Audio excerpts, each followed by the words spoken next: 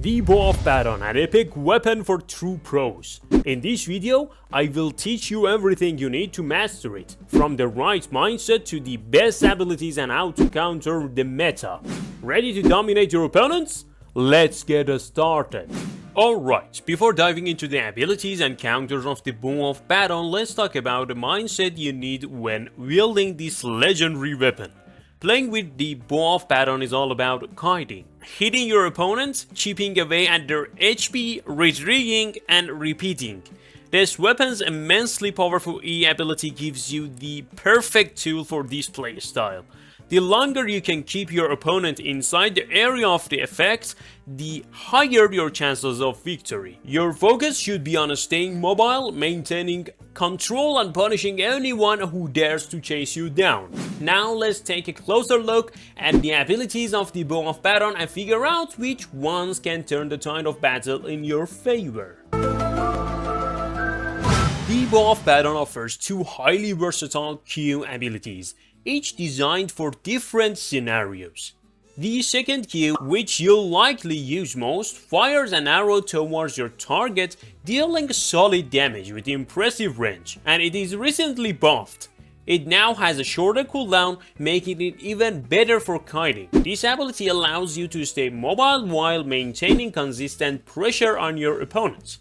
The third Q, Poison Arrow, launches a venom-tipped arrow with a short cooldown. While it doesn't enhance your kiting potential, it provides steady and reliable damage over time. It is a great option if you want to chip away at your opponent's health steadily.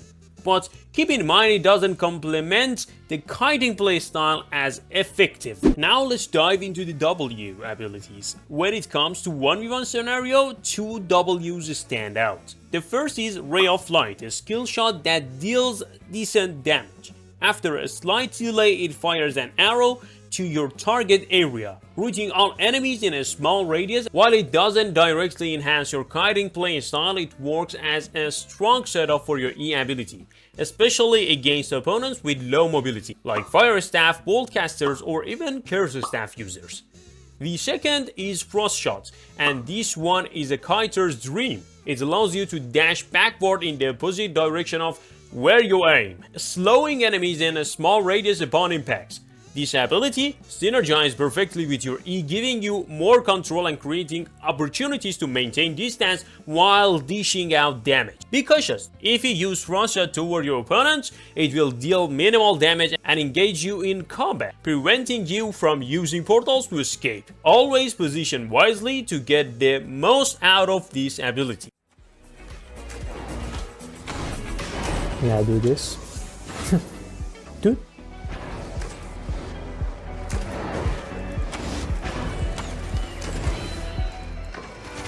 Easy.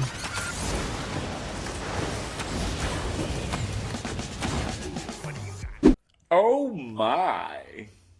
Okay, hello guys, now Doc Plays TV is here to introduce you the build that you should use and the whole strategy you should just take while you're fighting a melee build or a range build. I will tell you which builds are just a counter of you, and I will help you out to just be the best Badon player. And if you had any question, guys, don't forget that we have 7 days of premium giveaway right now on my Discord channel, and you can join there and ask anything you want there.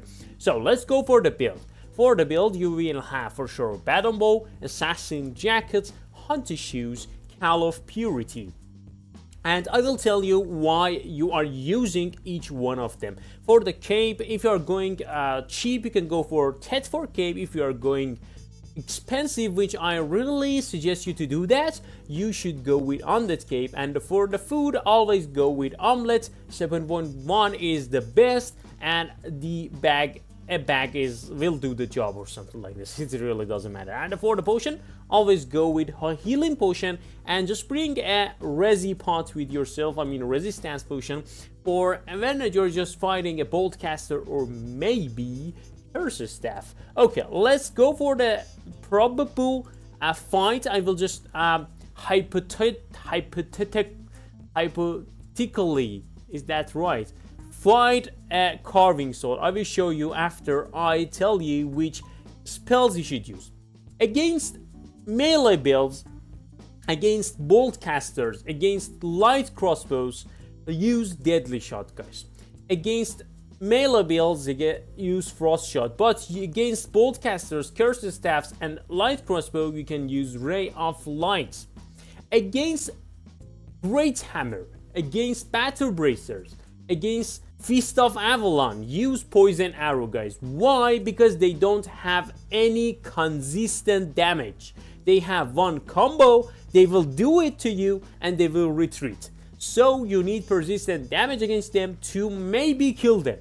Killing Great Hammer, a Battle Bracer, and Fist of Avalon with this weapon is really a hard job due to their really high mobility. So that's the reason you need Poison Arrow, guys. These guys you have to use Frost Shot for sure. For Great Hammer, Battle Bracer, and Fist of Avalon, guys. Don't forget that. Always use the third passive because it's great. It has a defense resistance debuff on the enemy, which is really great, and it is just stacked by your auto attack. So don't forget to use auto attack, and it will sound like this.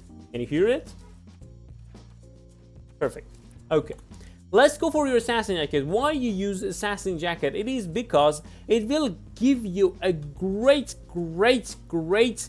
chance to just regain your cooldowns. You know, it has 10 seconds invisibility, and your cooldown on E is 27, and your cooldown on your W is 60.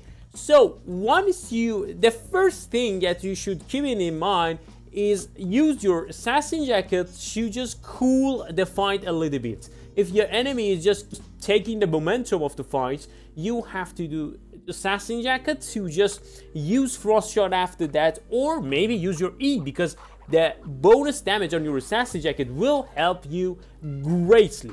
And your assassin jacket is really great to counter bolt casters. It is really great to counter mercenary jacket, or even any one-shot build which can just be countered by your assassin jacket. For example, I don't know, maybe the one-shot crossbow.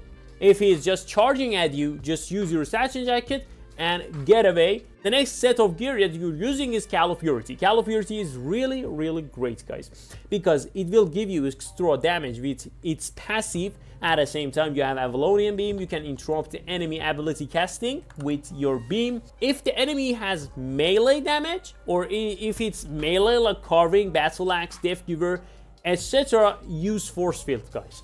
It is really perfectly a great combo with your E, guys. When you use your E like this, he will just try to come to you, but you can just put him back under your E, and it is great. And maybe after that, use a W at his face to slow him down, and he will be fucked, guys. Against a range build like Boardcasters, this Avalonian Beam is great because it will interrupt its E.